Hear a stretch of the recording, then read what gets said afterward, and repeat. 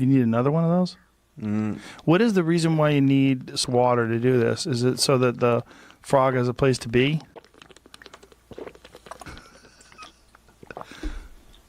So the frog is safe. You know, I've never injured a frog or anything. I'm sure he feels very comfortable knowing that. Here he goes. Oh, Jesus. Did he hop right out? Yeah. He's like, I know what the fuck is happening here. Oh, hey, buddy. Hold on, let me just... Okay, so hold on. Okay. I just usually like to give him a little... Get him a little bath? Oh, yeah. A little bit, good. Okay. So this is basically the technique, and I've put up to 10 frogs inside. So he come.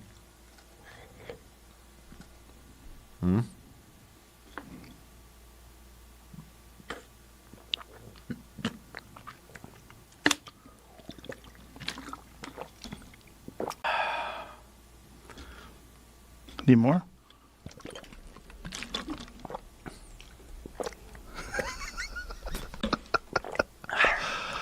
And now we could hang and talk for, you know, as long as... So how long does he stay in there?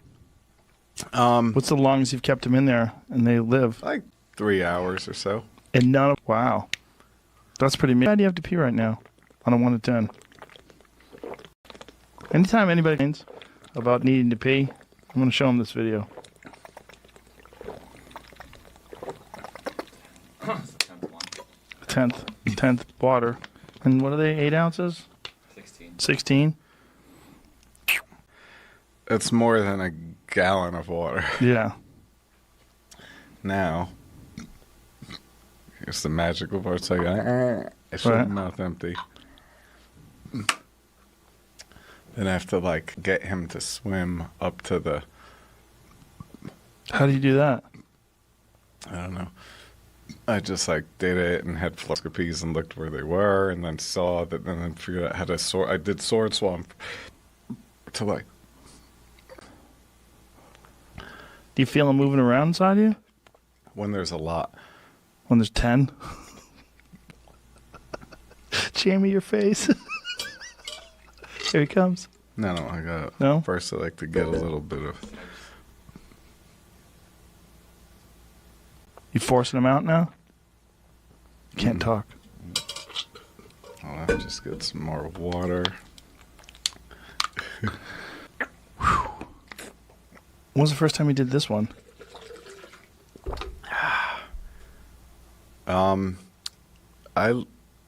I worked on it. I started like 3 or 4 ago, and it's been a, you know, it's The a first crazy... time you put frog in your mouth I got and swallowed. salmonella and swallowed the first time. I just wanted to get, yeah, and then I got it again after I tried it the second time, and then I built up a resistance to salmonella. Now I don't think...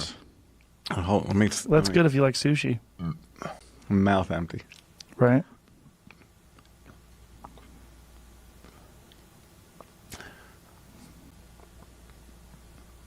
Here he comes.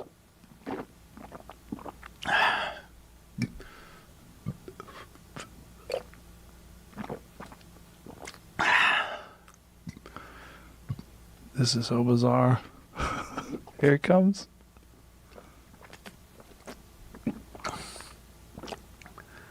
It's because I drank so much, so it's like I have to like locate them. You have to lay down. Kind of.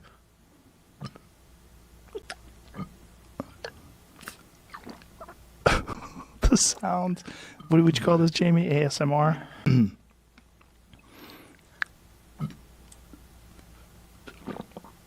This is so strange. So for people that are just listening, I highly recommend you go to the video. You're going to have to condense Yeah. that. No. We're going to keep this up exactly the way it is. People need to see. Oh.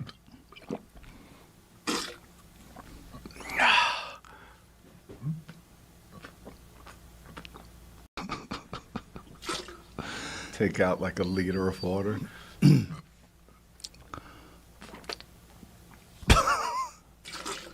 My God. This is so strange. Oh, he's piggy.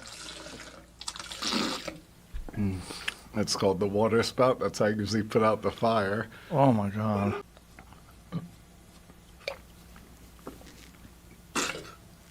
Hold on. The frog is probably like, what the fuck? I do deserve this. I bet that frog was just like an asshole person in another life.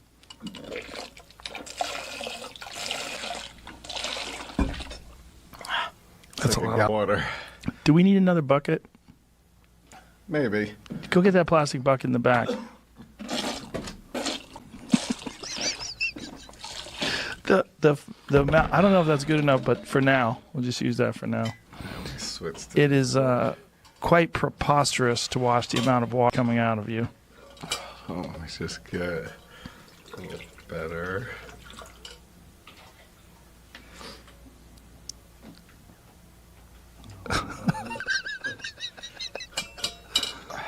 Where's he at right?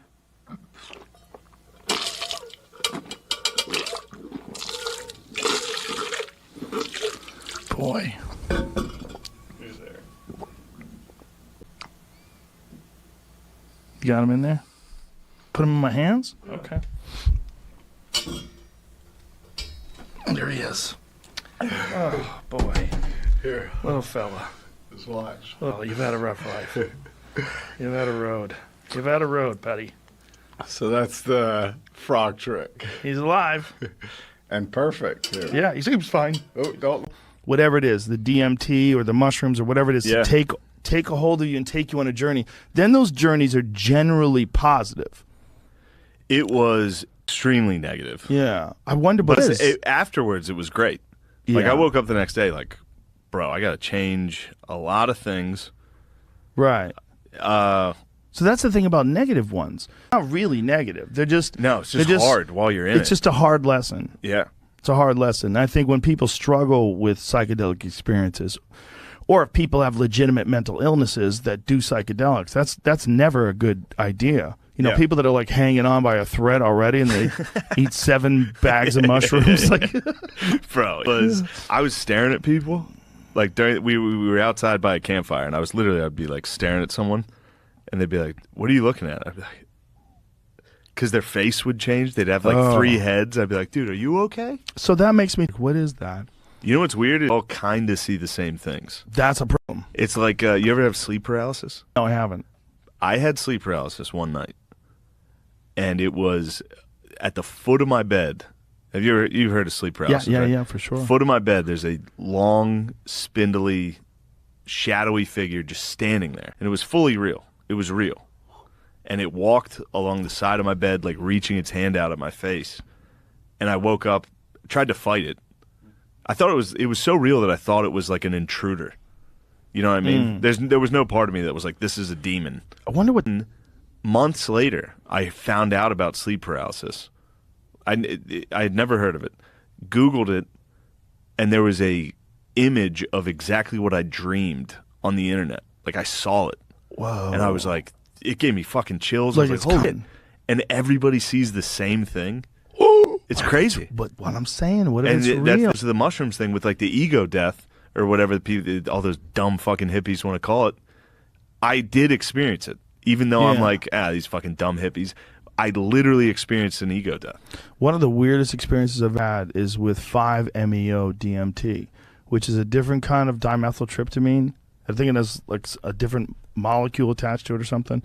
And there's no visuals. With regular DMT, it's like these wild fractal psychedelic, Looks like a video game. or luminous, and then you have entities that are communicating with you and these wild things. In the I'm sorry to cut you off. The entities thing. I had a bunch of jokes the last time I did it. Give me the finger. They were all gestures, like with the bells. Really? And yeah. And they're like this. Oh no! It made me realize instantly, because my first thought was like, "Hey, fuck you." Hey, fuck But you guys. My first instinct, like there was it was all laid out in front of me.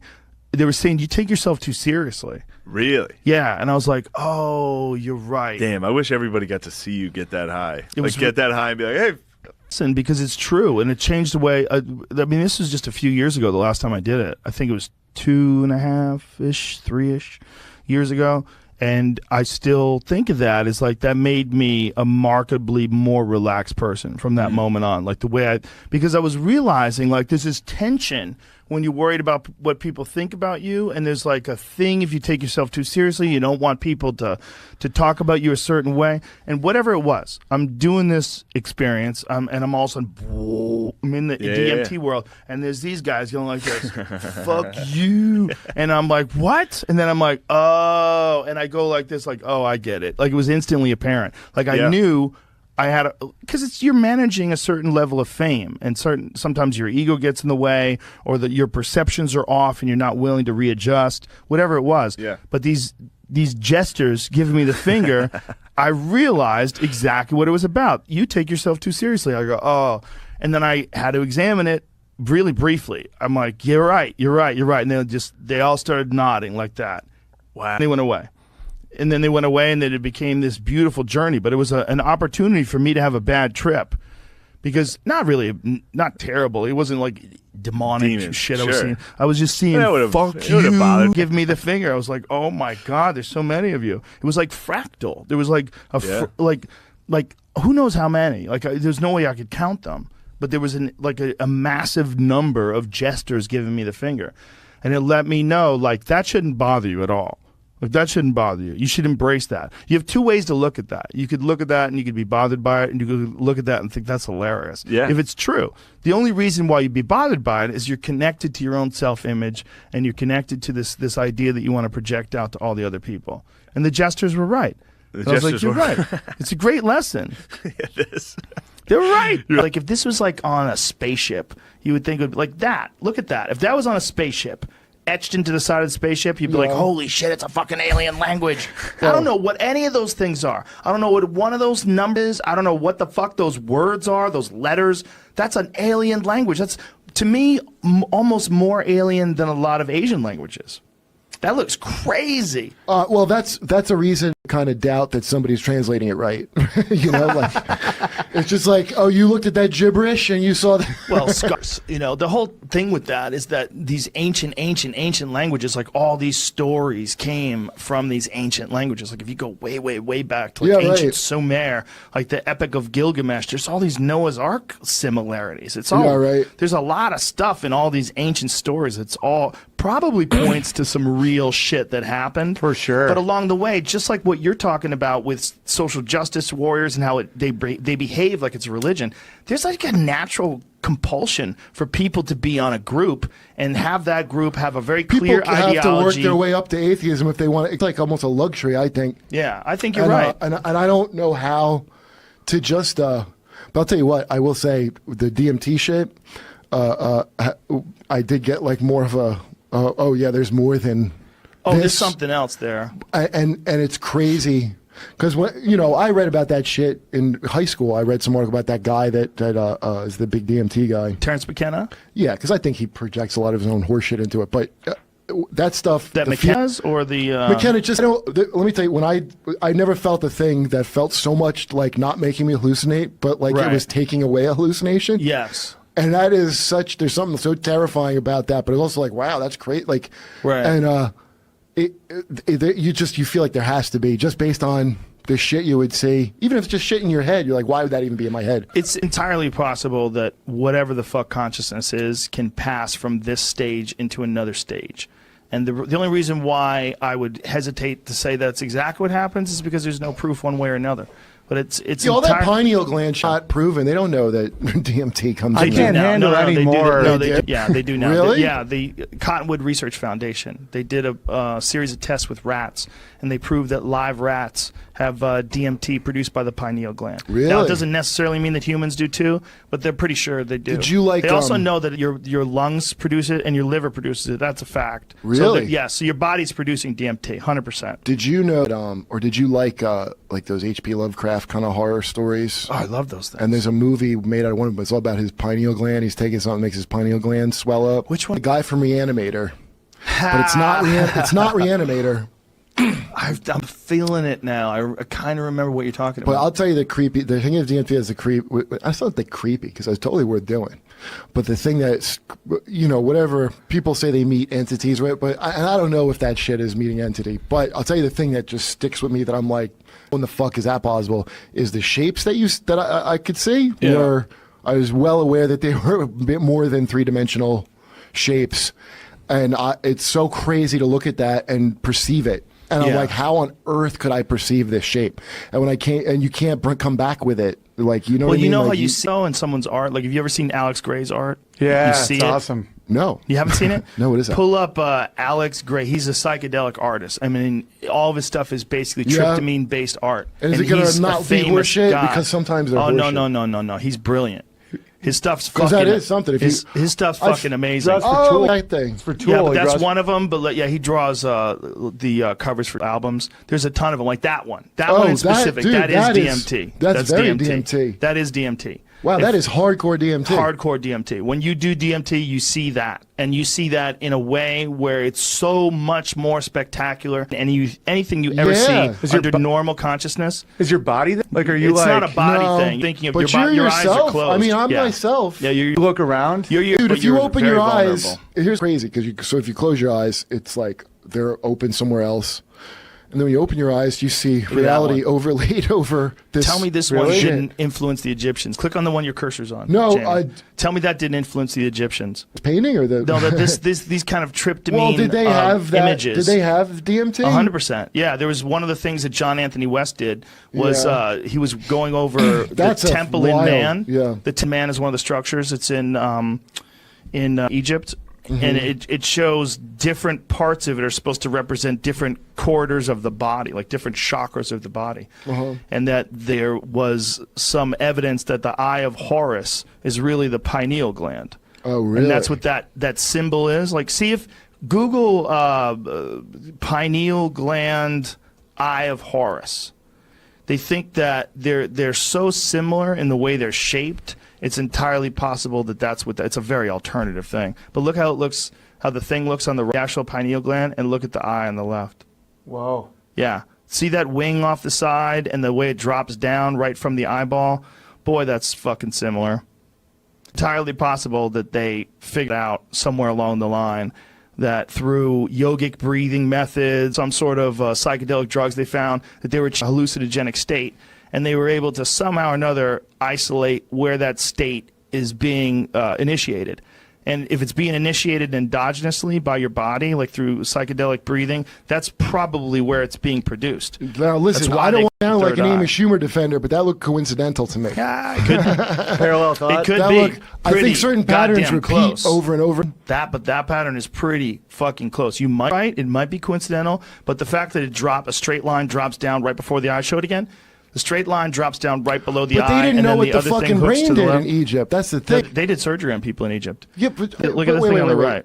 First of all, I thought Egypt thought the mind was in the heart, and that's why they pulled the useless brain out through the nose when they mummified you. Like you're how telling do we know me, they're hent? You know what I mean? Like because embalming techniques. Well, yeah, but that doesn't mean they didn't. No, they didn't. Look. Well, I'm look sure they know everything about the human body the way that's people what I'm know saying. today. Why would they attach against to something in the brain if they don't think that's because through psychedelic drugs? I think when they were doing these heavy psychedelic drugs, which, by the way, were absolutely being used by then by tons of cultures. Well, that I could believe. But that I could believe. Cultures. Listen, because dude, the thing where that really blew my mind because I was looking. You don't want to even believe rumors. That's what's going on again. No, I look. Do you ever look at somebody while you're on DMT? Like no, I've always kept my eyes closed. Okay, well, I did that 2 times. Close my eyes, and 1 time open my eyes and look at somebody, and they had 6 arms like a Hindu. Yeah, somebody else and just telling you this at the comedy store. You told me at the green room. What is your room. time perception gets broken down, and that's the craziness. And so then motion looks like sick. It looked like a Hindu thing, and I'm like, wow. I imagine being on that stuff, and you see something. I mean, that looked to me so much like a vision from DMT. Yeah. Those 6-arm kind of gods. Well, dude, I collect that kind of art, Buddhas and shit like that, like this kind of shit, because I saw this. I saw this image, this exact image. I mean, this has a third eye and everything. A sculptor made this for me. I don't remember homeboy's name. Yeah, I wish I could remember it right now, but I don't. But yeah, sculptor made that for me based on this vision that I had high on DMT. I saw an infinite number of those. Really? I saw one hovering here, and then in every direction out from him, there was an infinite number of those, and they were all hovering and vibrating around me. So it's like is it like fractal? Oh, it's 100% fractal. What do you think? Geometric. What do you think? What do you think? Having done it, like, what do you think? Like, what do you think now of DMT after, you know, I think I saw just a couple things, but I don't know how long ago they were of you talking about it with people. But what's your opinion of it now as like what you're seeing. Well, it could be anything. I mean, Yeah. it definitely could be some sort of an insane hijacking of your sensory nervous system, and Right. it produces this spectacular psychedelic effect that's so profound, this hallucinogenic effect that's so profound that it literally is like a transcendent experience and changes your life. It's It totally felt like possible. that to me. It's totally possible that it's just a chemical thing. What's also But that possible, also- what's also yeah. possible is that life itself, that whatever Yeah. the fuck life is, and especially whatever the fuck intelligent life is not understood. What consciousness is not understood. And this idea that things can only exist in this realm, that's not proven. Also the fact that when those quantum physicist guys start breaking down the nature of reality and they come up with, I don't know how the fuck they do this, I'm just talking out of my ass, but they come up with the idea that there's 11 dimensions. Right. And that they literally, I mean, and this is all changing and constantly evolving and moving, and they're constantly adding to this. It is entirely possible that there's a bunch of other shit that's around us all the time that's just not here, and we Yeah, don't of have course. access to it. And when you do DMT, whomp, you go into that other place. That's It's what's so entirely fucking possible. unsettling. It's like it's not like you're going. It's like the shit's here. Well, And- that's why you, as Yeah. a skeptic, it's very important to hear from you. Like a guy Oh, like it felt, you. yeah. I'll tell you what. I drew a shitty diagram of it, but this is what I felt. This is what it feels like if you ever do it. Like this little point. Let's say this little point is you. This is what I Right. felt like. And these lines I drew, that's like space time. And you're this little point that gets stabbed into space time. And all this shit. This is all the shit that makes you. Like it forms a point. It's like closing your eyes and looking at all of this shit all the that's Like being a cross section of Yeah. your being. like thing being focused into making. If you could like just reverse look at it, Dude, it feels I always, like that. I always feel like it's lessons. I always feel like it's lessons. I always feel Yeah, like right. it's time to go to school. Sit down. Here's what's going on. One of the last ones, more profound ones, was a bunch of jesters that were all giving me the finger. Really? They were all circling around me like, give me the finger. They're like, who "Fuck who named you? That the was joke Twitter. police? No, you know trying what? to teach you it's- about Twitter. It's teaching if you're tense, and if 60 you're Jeselniks, reacting all. negatively to this jester giving you the finger, like how do you feel of yourself? Are you in a constant defensive mode? And then when I sort of relaxed myself, they started wagging their finger back and forth, like, "Yep, that's it, that's Wow, it." that's It cool. was very, very strange. These things that you see but you can't define are constantly changing. So if you try to like say, Right. "Oh, it looked like a jester," it probably did for a few seconds. For a Right. few seconds, it looked like a jester, and then it imploded and became stars, and then it sucked in and became geometric patterns, and then became neon-colored worms that were making love to each other in a giant infinite bundle of yarn. Like, it becomes weirder and weirder shit all the time. Is it hard to remember when you're done? It's almost impossible. Even me saying it, I I'm kind of full remember, of shit. it's Like, having I'm done kind it of full of now. shit because I don't totally remember what I saw. I remember what I remember to write down. I remember what I repeated. So I'm like going back on like my repeated versions of what I saw. But I remember like flashes of the intense, profound nature of the experience. Is there emotions Flashes to of it? Like you, like Fuck it's yes. unraveled. Dude, out of it the first time. This is on New Year's. The first time I did it, and I fucking. I guess I was like weeping, but when I came out of it, because you just suddenly are awake, and I had like, but I was so out of it, it was like not. I went from weeping to like, oh hey, what's up, like, and because I had been staring at some crazy thing that would like look so beautiful to me, but it was like that. It was like coming out of a dream, I guess, Yeah. almost. What's that Yeah. McKenna quote that I think what I'd be scared of is unearned wisdom. I think McKenna said something like be wary of unearned wisdom, where I don't know if I can handle looking at something that intense. I was really in a low feeling state when I did it, and I didn't give a fuck, so I'm gonna do it. Interesting. You pick up, you know, that unearned wisdom thing. I think I know what he's saying, and I think there's a real problem with people acting profound when they just learned something an hour ago. Are you saying I'm a shaman? No, but I'm there's, qualified shaman there's now? a thing that people enjoy doing, and it's like jizzing out their knowledge. Yeah. You know? And Thought jizz? and a lot of that is unearned knowledge. Like there's a lot of people that don't really have a full, including me. I've My done it many mind times. balls are so full. Not a full understanding of the topic, Life and you jizz. just jizz it out. Yeah, Jizz it, knowledge. man. But you look, for sure, you learn a lot about yourself when you do those experiences. I learned a lot about myself. Learned a lot about how I interact with people. I saw negative thoughts like expressed as like this dark green and black, like Yeah. twisted sort of pattern, and then when my thoughts went positive, it blossomed like the most beautiful flowers you can imagine. It was crazy. It was literally a lesson in thinking toxically, and then and this is probably like 2008-ish, somewhere around then. That was this particular experience that literally changed who I am. Literally changed how I talk to people, literally changed how I feel about people. Yeah. Watching a negative thought being expressed as this dark pattern, and then the positive thought, I just let it go, like, oh, I see, I'm doing it to myself, and then boom. Right, yeah. And then you just relax and enjoy, like, this is so beautiful. And because you're looking at something so beautiful, that feeling of seeing beauty makes it more beautiful, and it's just getting more, and like tears are rolling down my eyes. It was a stunning experience. Dude, God, it's easier to do that now besides that, but I know what you mean. Like, I wish I could remember seeing Yeah. it, though. I remember it happened, and I remember the dark green and black, but I remember so little of what I actually saw. It's a total recreation in my mind. Yeah.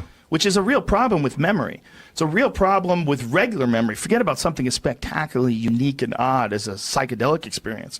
But just regular memory. I mean, I try to think of what I did yesterday. I know what I did. Did you ever get information like the last time I did it? This is what really blew me away, is because my girlfriend was saying, I won't forget. And by the way, I forgot immediately. It's like a joke when you think of a joke. Talk into a microphone, like talk into a recorder, like right away when you get out, and then try to decipher that. Mostly I feel like I talk. I mean, Yeah. usually I feel like I can't talk. But You can, though, what you should do is just use the voice app on your phone, and as soon as you can talk, hit record and just ramble. First of all, you're going to go, oh my God, I'm a fucking moron.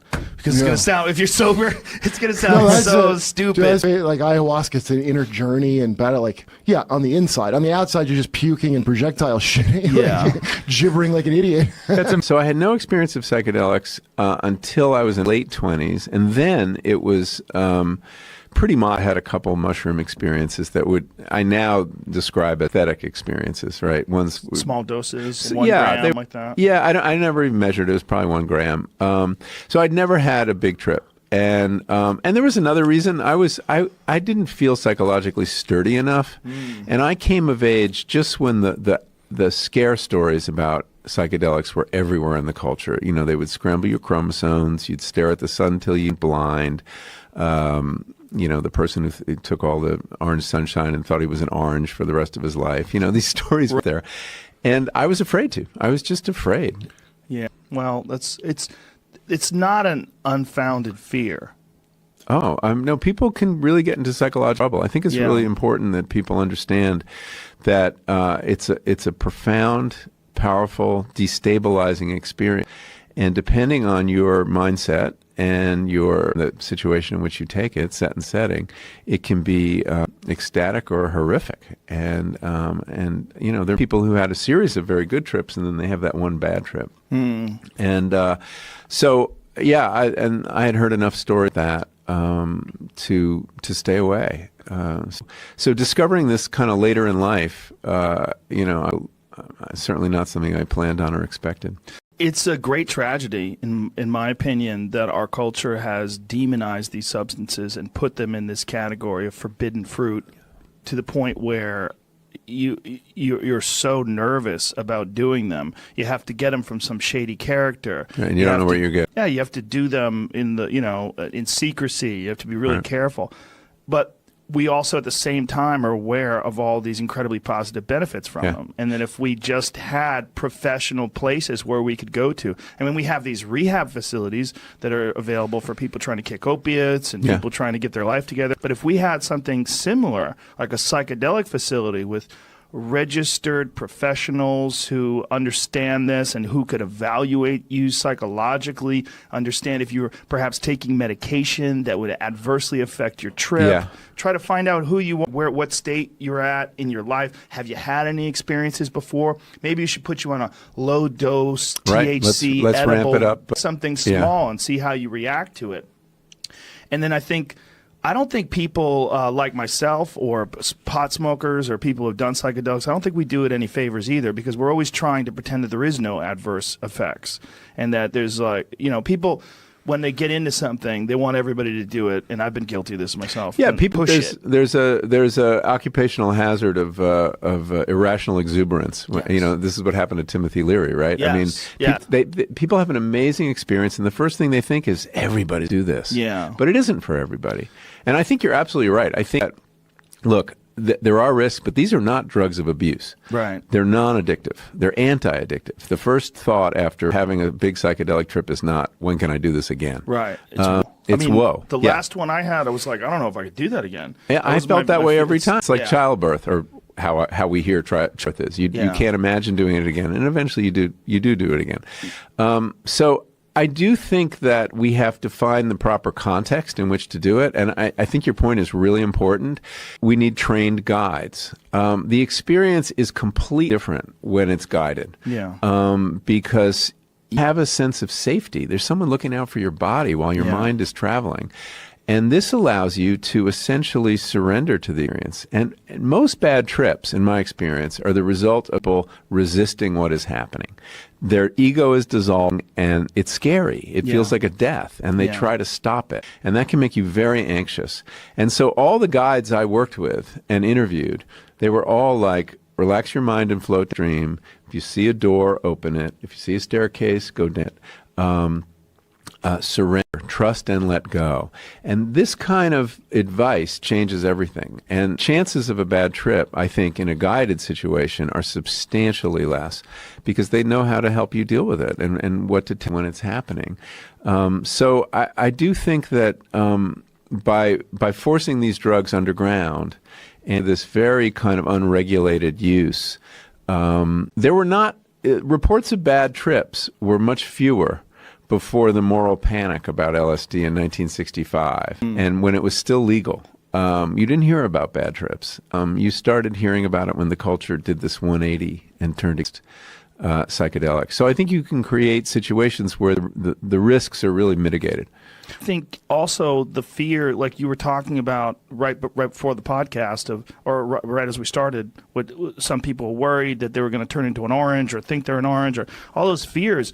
If you take something and those things are in the back of your head, and you can literally manifest extreme anxiety that might not have been there if you just relaxed and just had the experience alone, on its own, without all the cultural hysteria attached to it. The paranoia, that's common too. So, but a good guide will work you through this, and actually, they don't even like the term bad trip. They challenging trip because often very interesting material comes up that you then can work on later. Yeah, it's like having a nightmare, analyzing a shrink. It actually may be very productive. So, I was kind of a nervous Nelly going into this, and I really looked at the whole risk profile. And on the physiological side, your body, the risks are remarkably low. And I'm speaking here of the classic psychedelics. I'm not talking about MDMA or even pot. I'm talking about LSD, psilocybin, which is magic mushrooms, DMT, mescaline.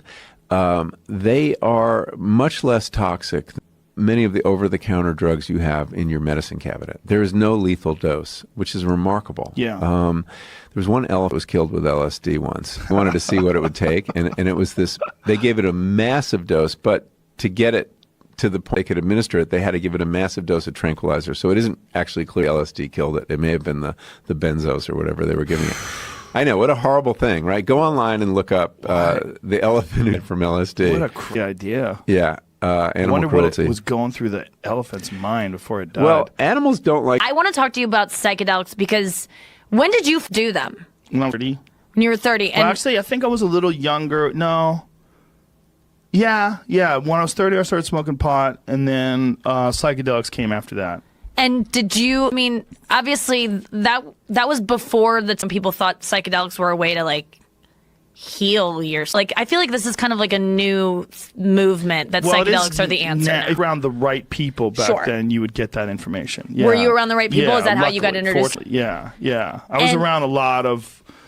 because of the fact that I was a comedian, and then also because of the fact that, I was relatively famous back then, not famous, but I was on television. I had done some things, so people would want to turn you on to things, You know, like, you know, and I would go to parties or meet people, and they would, you know, say, "Hey man, have you ever done mushrooms?" You know, and "Hey man, have you ever heard of DMT?" And like, and then there's a few different things that would happen, and you would be around these people who had gone to jail for it, or, you know, that were like real psychedelic heads. And once I was around a few of those, I realized, like, well, there's a whole nother world out there. And then I discovered Timothy Leary and John Lilly, and the flotation tank became a giant part of my life. And then, you know, Terrence McKenna and Dennis McKenna and all the various psychedelic wizards that are out there that have been sort of expressing that there's a whole world out there that you're not seeing. It's like we're living life inside this very strange tent, this very thin membrane tent. And if you just unzip that tent and step out, the entire wilderness of the universe exists. But most people live their life inside this very thin-walled tent, and they think that that tent sort of defines the actual universe itself, when it's so small and so limited.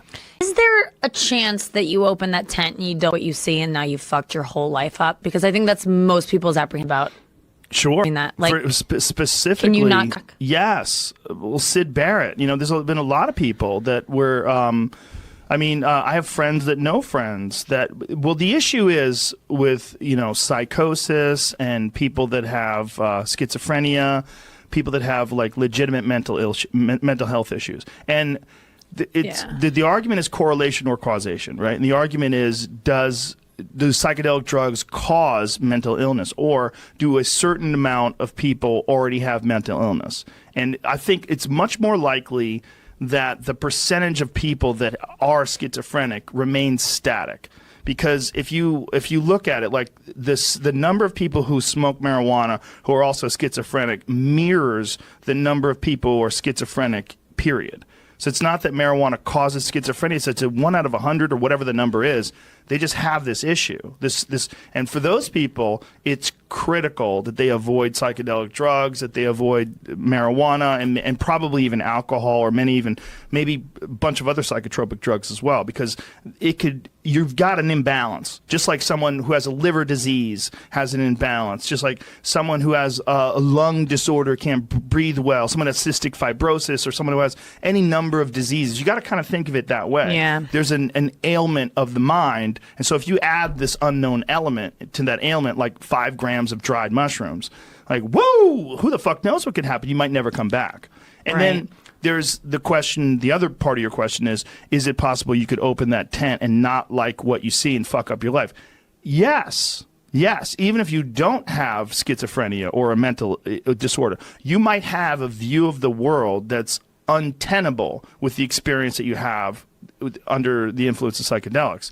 But that might mean that your view of the world is bullshit. As a sober guy, there's part of me that wishes, because I liked mushrooms, but only like once or twice a year because it's so fucking fun, and you get, like you said, you get all that stuff going. Yeah. But I did them last week. How was it? Did you laugh a lot? All I did was laugh. Post Malone and I did a podcast. We did mushrooms. Oh God. Yeah, we had a time. But how long were you tripping? Well, the podcast was 4 hours long, and we were drinking too, so it was like just madness. It was all just like mushrooms. I could feel the mushrooms, and I was getting high too. He wasn't smoking pot, but we were drinking Bud Lights, and it was a lot of chaos. This is exactly what my 80s were like. But I think about people go and do ayahuasca and do those. That really appeals to me. That's different in that, you know, you could call it a drug, but it's DMT, which is what ayahuasca brings up. Right. It's it's the active ingredient. You're still you. You're not drunk. That's what's weird about it. Well, I don't know what it is, but if you wanted to get real woo-woo, you would call it some sort of a chemical gateway into another dimension, or to another realm that you can't access without it. It doesn't seem like a drug. But how is it not any? I got stoned and I saw crazy shit. Well, first, endogenous, right? So your brain actually has this chemical inside of it. It's one of the more interesting things about this drug is that your body knows how to process it so well. Like if you do coke, right? Like I'm sure you're coked up for a long time, right? Your body's all fucked up for a long time. Dimethyltryptamine only lasts like 15 minutes. What? Yeah, your body recognizes what it is, so it brings you back to baseline very, very quickly. So if you do this, Yeah. It's a 15-minute experience? The ayahuasca takes longer because ayahuasca is an orally active version of it. So what ayahuasca is the roots of one plant and the leaves of the other. So you have DMT in one plant, and in the other plant you have something called an MAO inhibitor. MAO is monoamine oxidase, and that's produced by your gut to break down dimethyltryptamine and a bunch of other chemicals. But it breaks down dimethyltryptamine because dimethyltryptamine is in a bunch of different plants. So you could trip just eating phalaris grass if you didn't have monoamine oxidase in your gut. So when you eat this if you ate the grass, nothing would happen because your body would break it down. But if you had an MAO inhibitor, then you would trip balls. Well, and then the other thing that people talk about with is like, I vomited for 5 hours. Yeah, that's the problem with ayahuasca. You're going to blow your asshole out. You're going to diarrhea, throw up. It's disgusting stuff. You know, I don't want to do that. It's also because you're getting the plant, you're getting all the stuff that's, you know, not the active ingredient from these roots and these leaves too. And then all of a sudden your body's freaking out. What did you have you ever said any awakening, vision, or I've had a lot of visions on dimethyltryptamine. Yeah.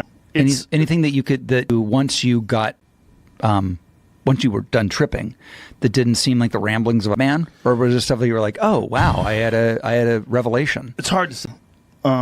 They all seem impossible to describe to anybody else other than people that have experienced it. But what it does make you realize is that how the thing that I always felt when I came back is like, how is this possible that you could go to a place like this where you could see something that's way more vivid and way more powerful than regular life? Like whatever it is, it's not like it's dull and confusing and you feel drugged and you feel less. You know, you feel more. You see more. It's more vibrant. It's more powerful. And whatever is over there seems to know you.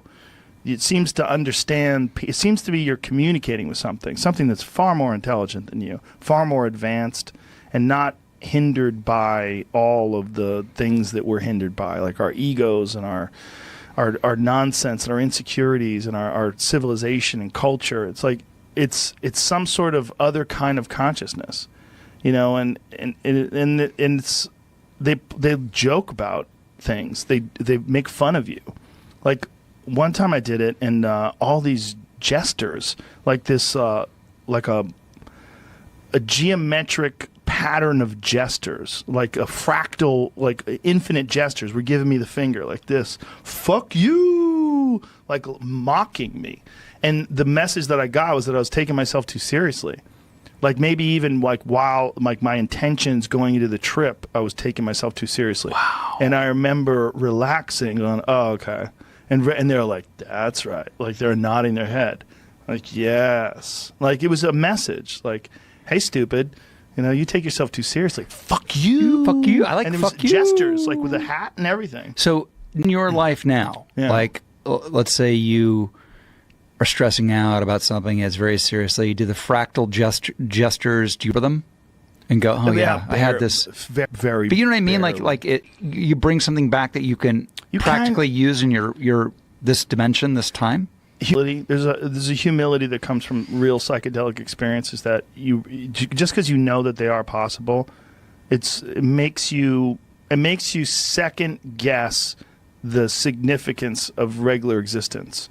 Because it seems like whatever that is, like that might be where you go when you die. Okay, I was waiting for the moment. So I don't here, know if that's what it is.